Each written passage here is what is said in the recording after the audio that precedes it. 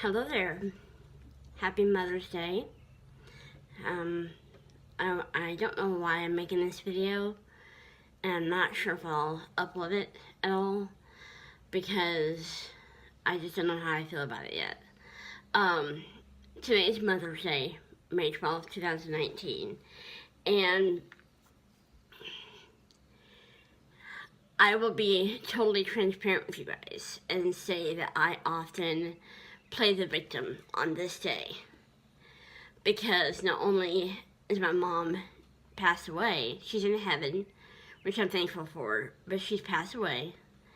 Not only that, I'm not physically able to ever have children. So not only do I not have a mother, I'll never be a mother.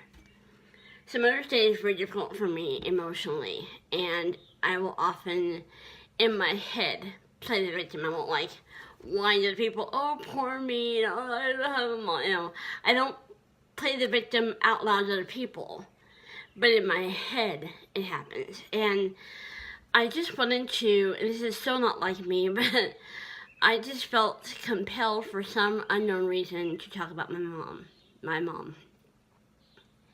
Her first name is Marcella, M-A-R-C-E-L-L-A, and her middle name is Joy. Joy, J-O-Y. One of the reasons why I love that word so much, Marcella Joy.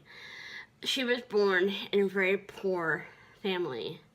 A family that raised chickens and sold the eggs, and they used the chickens for food, and they were very poor.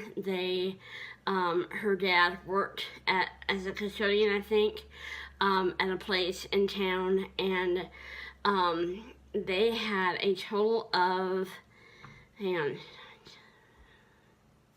had a total of 15 children. So my mom was one of 15 kids in this poor family, and they often slept all the girls in one bed, all the boys in another bed. So you can imagine, so like you normally run on a mattress, they lay the opposite way. So their feet were probably hanging off the bed. Very, very poor urban, family, and 15 children. I can't imagine what that was like. So my mom grew up very, very poor. I think that's why she had such a great appreciation for the simplest of things. Made her happy. You could bring her a dandelion, and she would think it's the most beautiful thing she'd ever seen in her life. She had a deep appreciation, almost a childlike appreciation for things and for nature and beauty, and just she had that sense of wonder about her. And I don't know how old she was when she met my dad. I honestly don't know. But I do know, the funny story is, and I'm a drinker,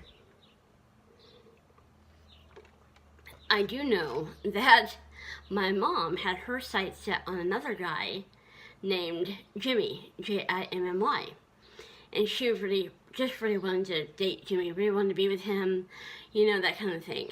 And my dad felt that way about my mom, about Marcella. So, apparently, Jimmy knew that my dad was sweet on my mom, on Marcella. He's like, you should ask her out. And, because Jimmy, I guess, had no interest in my mom at all. So my dad asked her out. From what I hear, she shot him down. She said, no. I'm interested in Jimmy. And apparently Jimmy at one time sat her down and said, it's not going to happen between us. I don't have those feelings for you. You're cool, but I don't feel that way about you, and I never will. She needs to get over me. And if someone asks you out, you should say yes. So I think partly out of pity, my mom went on a date with my dad, and as I say, the rest is history. And but she was just unlike any other person I've ever known. And I know a lot of people can say that about their mom, but she had,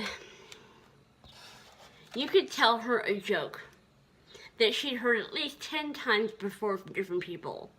And she would act as if not only she'd never heard a joke before, but two, it was the funniest joke she'd ever heard in her life. She always made you feel like whatever you had to say was important. whatever you thought, the thoughts in your head and things that you experienced had value. She never said, oh, I've done that before, or I said that before, I've been there before, she was like, really? Wow, that's amazing. She always had this childlike wonderment that I haven't seen in any other adult I've known. This constant sense of wonder, of discovery. And she was very, very tender-hearted. The slightest things would make her emotions, she wore her emotions on her sleeve, and the slightest things would make her cry or make her laugh, or she was just very in touch with her emotions, and she was amazing. And she had a great love for children. She babysat, my dad worked, 8 to 10, sometimes 12 hours a day, and she babysat, I think, up to 8 kids from like 7 a.m. till 6 p.m., okay? And she loved it. She was all about that life.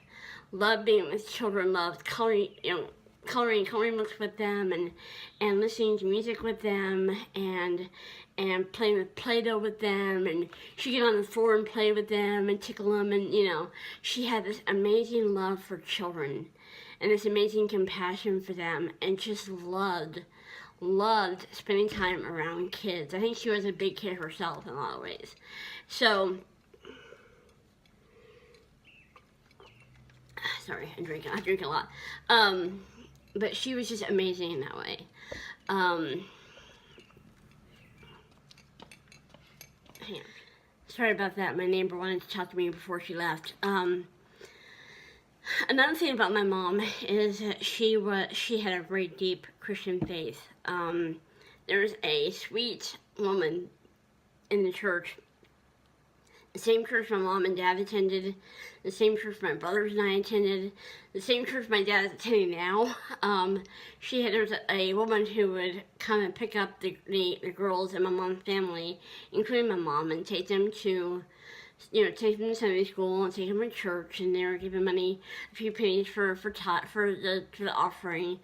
And so my mom, from the time she was maybe 11 or 12, I'm not sure, went to church almost every Sunday when she could, and she had a very, very deep, strong Christian faith, and she went to church.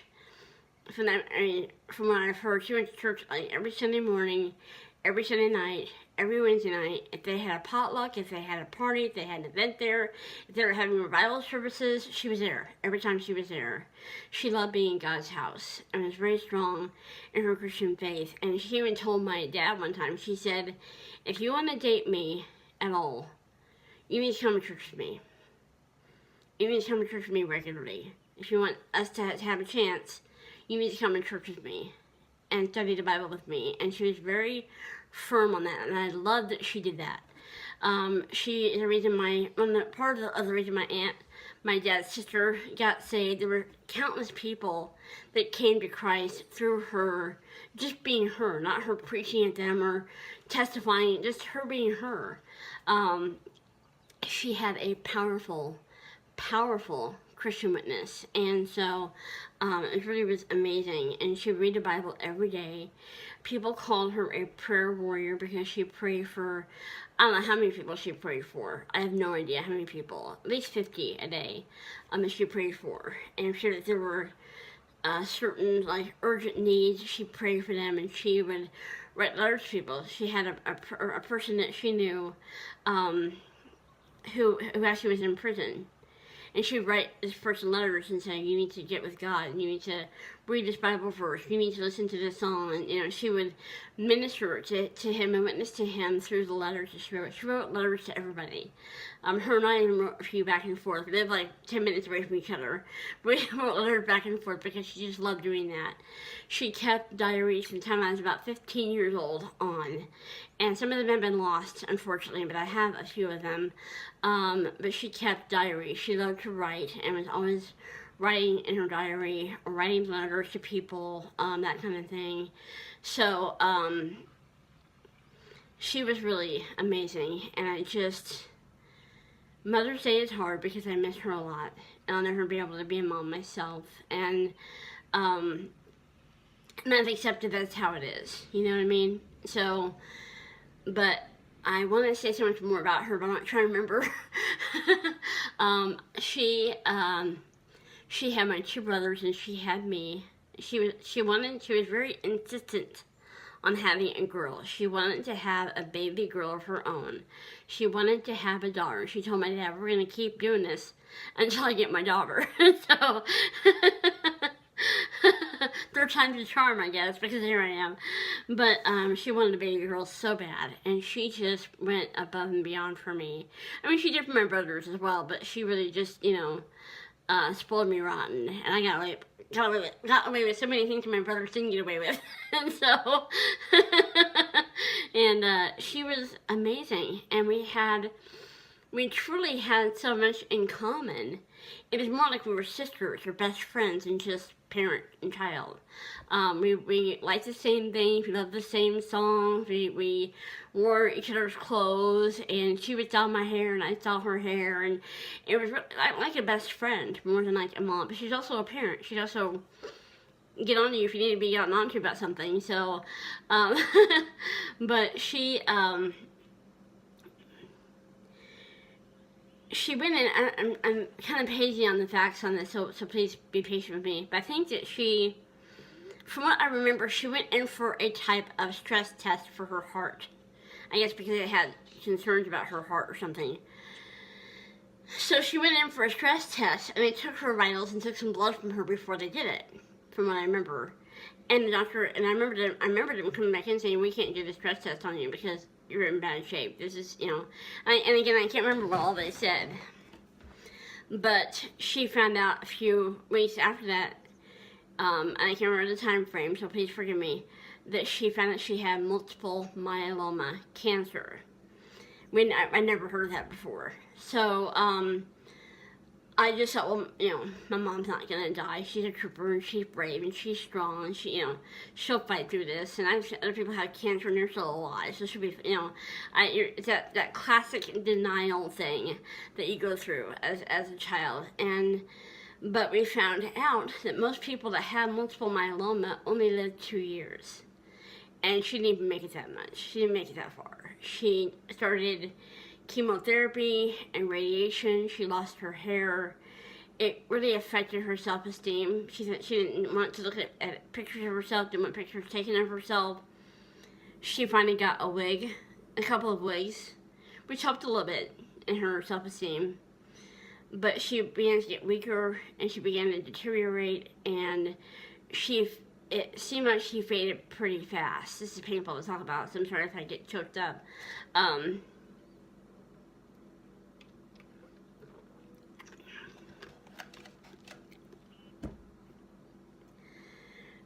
She faded pretty fast. My mom, I say that she was strong.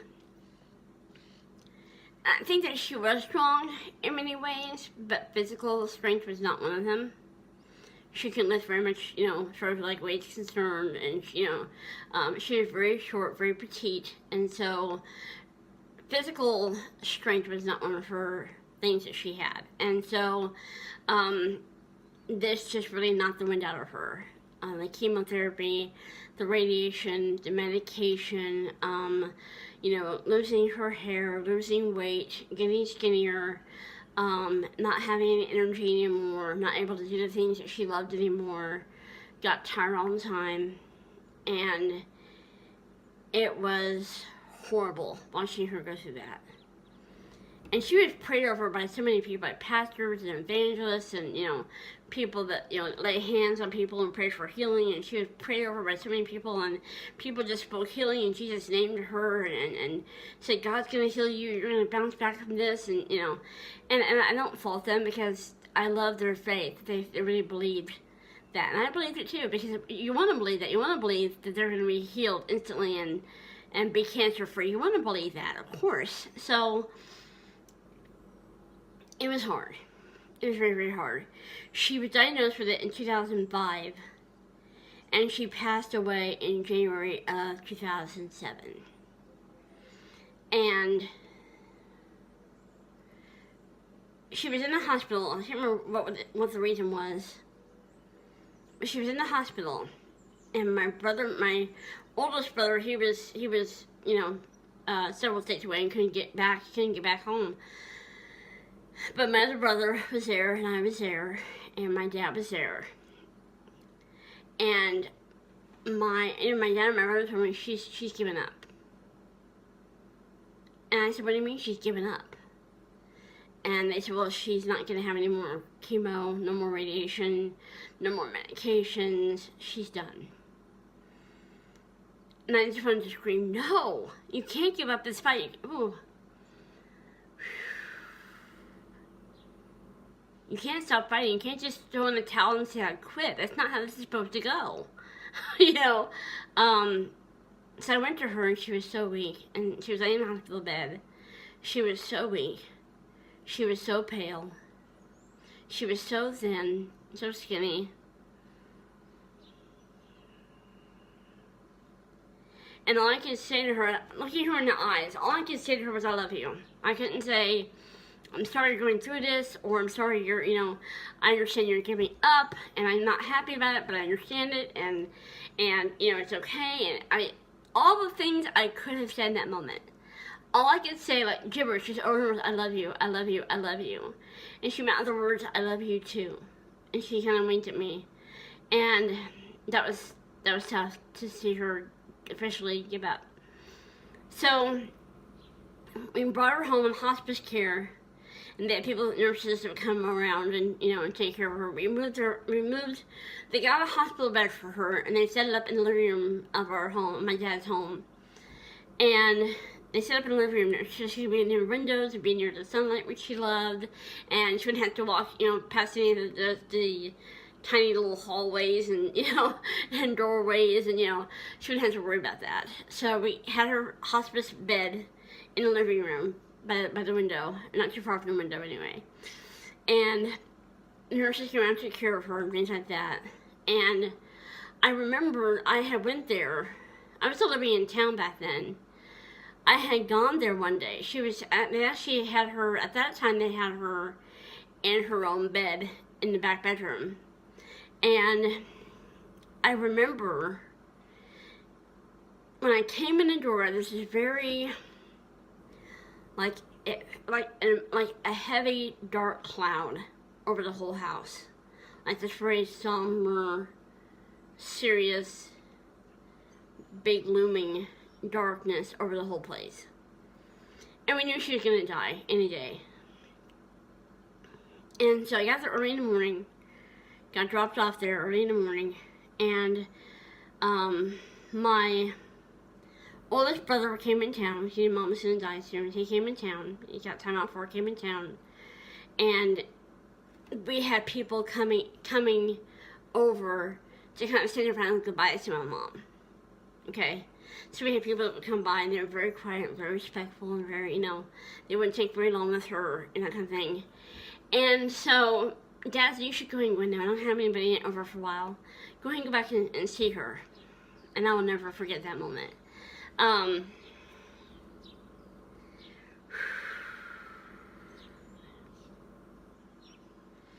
I can get through this without being a sobbing mess. I went back there, and they had made a big poster board right next to the bed of pictures of the family, of her sisters, of her brothers, of her parents, of her, my dad, of my brothers, of myself, everyone that she loved. She could see their faces. And I go in that room, and she's laying there, and it's like, that's my mom's body, but that's not my mom in there. I know some of you will understand that when I say that. And I went in, and she's just kind of looking off in the distance, kind of just looking up like this, and she's so pale, and she's so thin, and she's not breathing right. And she wasn't responding to people at this point. She wasn't, like, able to speak or, like, interact at all. She was kind of just checked out. So I went in there, and I see her, and that was really hard for me. I see her so thin and so pale, and just her cheeks are sunken in, and she's just laying there like a zombie, and I don't even know I was in there, but I just took her hand and put it in my hand and held it.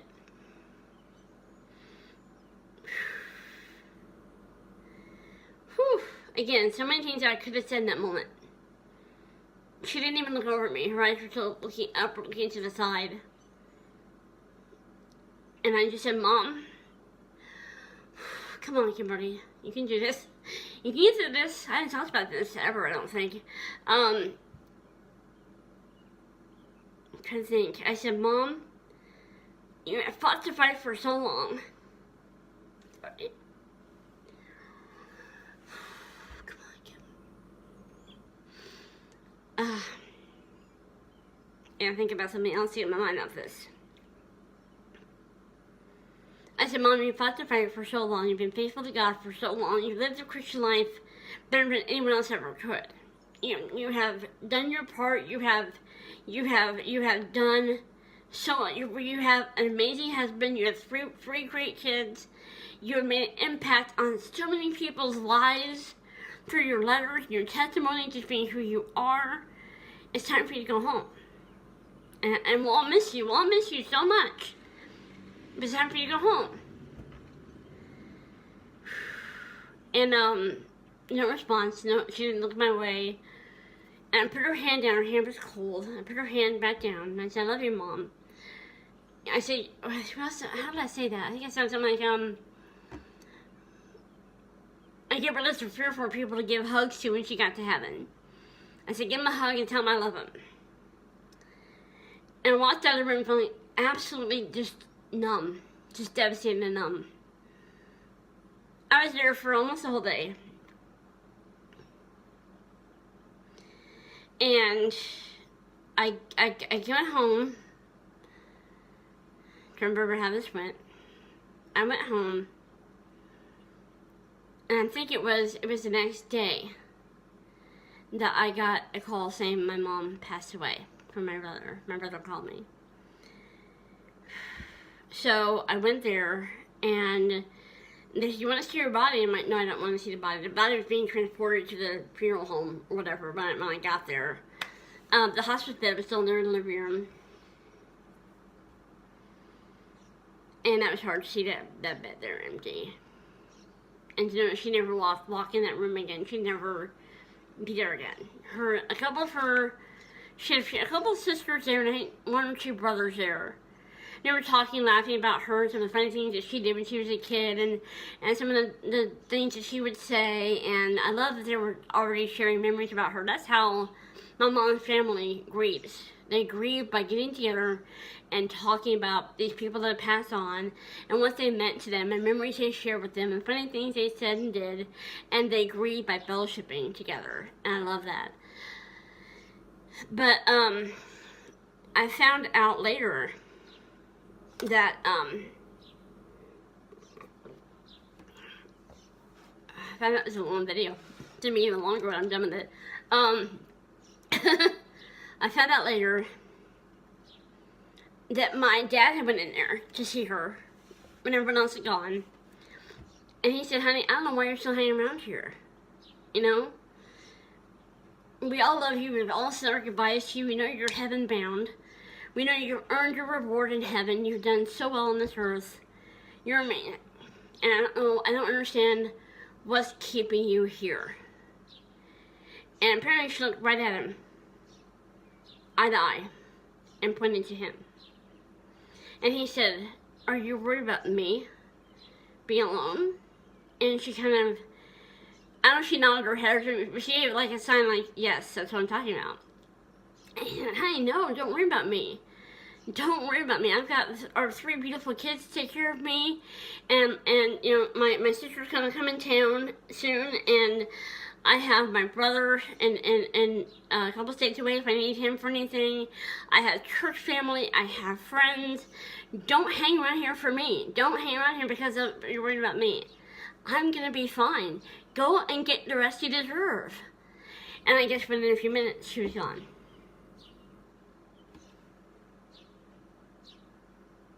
Whew.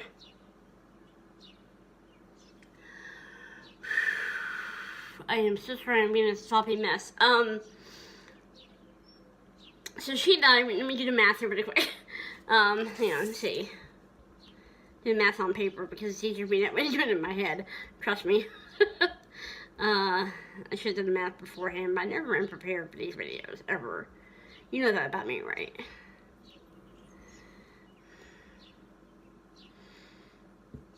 Okay, she passed away when she was 66 years old. She died of complications from multiple myeloma cancer. In her obituary, we put that she, we didn't say she died from cancer. We said that she just got tired of fighting and wanted to go home. And we had her funeral. And I'm going to admit something to you. You might think, oh my God, Kimberly's insane. Maybe I was on that day, but I think I was just grieving in a normal way. But I think we had an open casket with my mom, and it may have been closed. I can't remember.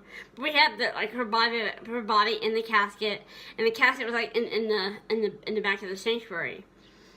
And I remember walking past it, saying, "Okay, Mom, you know, if you're alive, if you're just like brain dead, whatever, you're alive.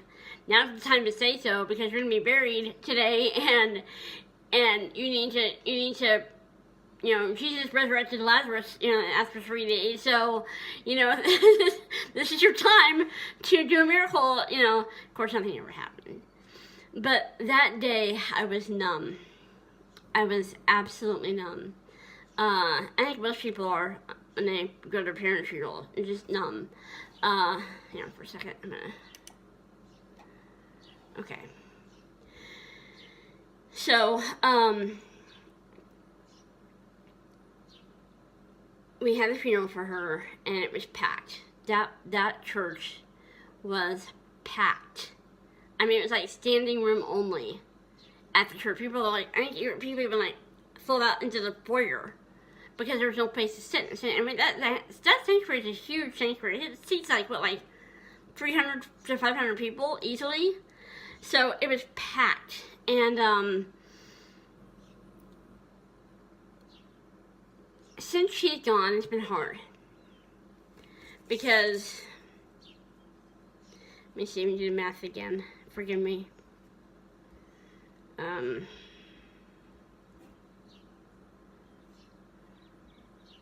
She passed away 12 years ago on January 3rd. And I miss her so much because she was more like a sister and best friend than she was as a parent or a mom.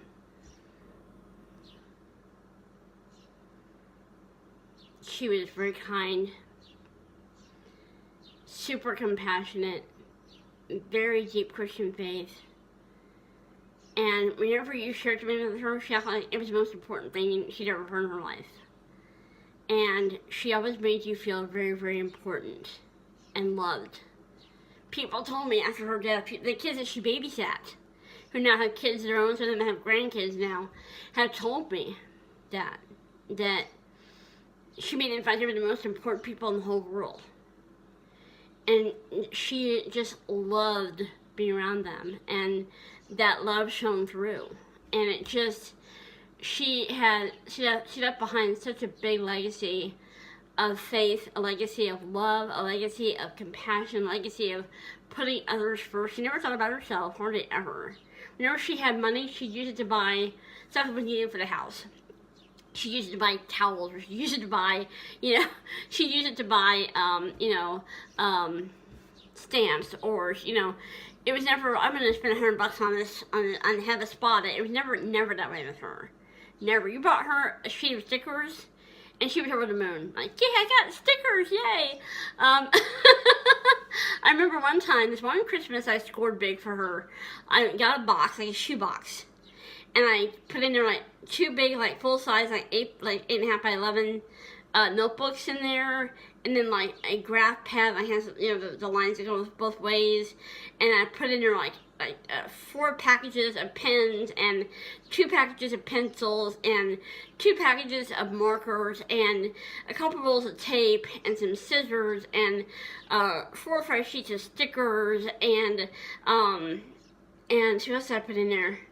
I think I put in some stamps in there, and some highlighters, and some gel pens, and she when she opened that up, she shrieked. Like, she literally, like, shrieked. Like, she was like, oh, no way! Like, I mean, it could have been like, and it was just pens and paper, okay?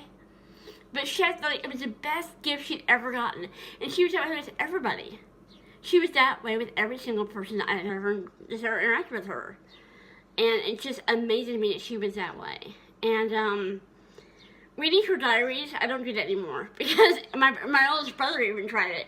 He tried reading her diaries. When he read the pain she went through, the physical pain every day, we didn't know. We didn't know she went through pain at all. I mean, she never showed it on her face, never showed it in anything she did. We never knew she was in pain. But she was in severe pain a lot of her life. And she read about that. And things that made her sad, things she was worried about. And it's just, it's not easy to read those things about someone that's passed away because you can't go to them and say, what the heck?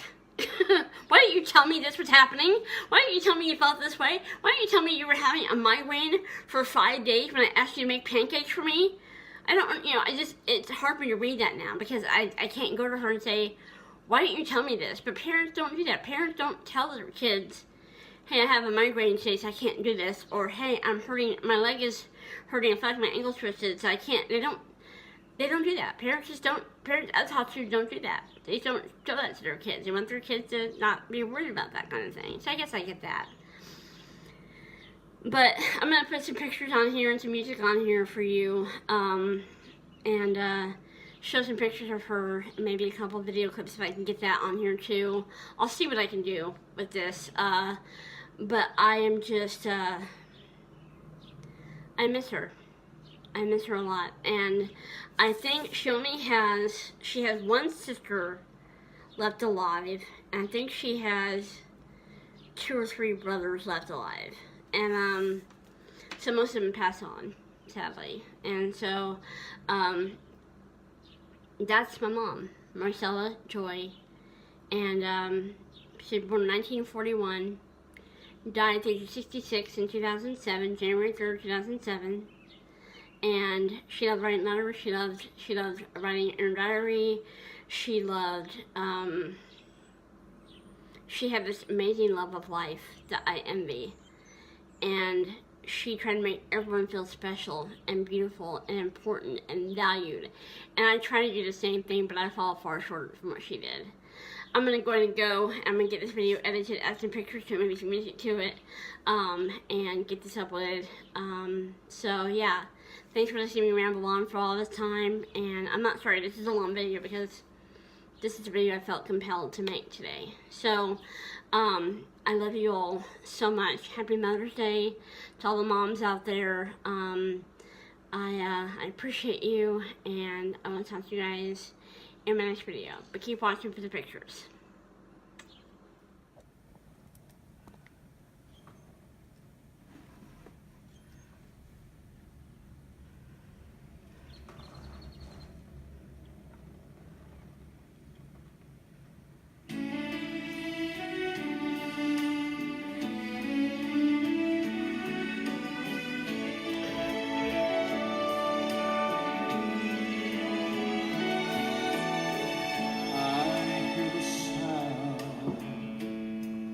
Of a mighty rushing wind, and it's closer now than it's ever been. I can almost hear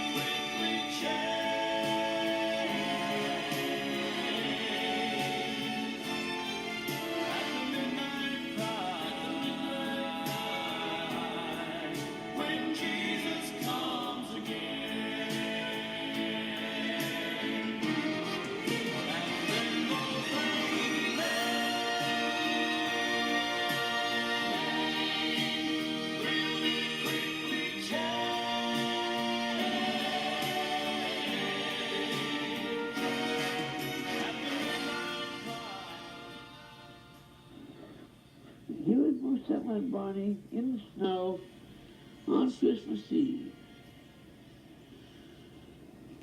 Snow. Real snow. Real snow. But not for Christmas. Just for now. Okay. Okay. At the midnight cry,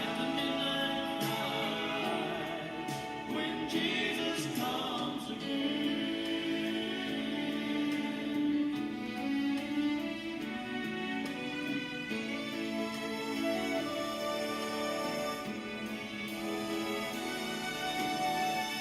I look around me, I see prophecies fulfilling, and signs of a time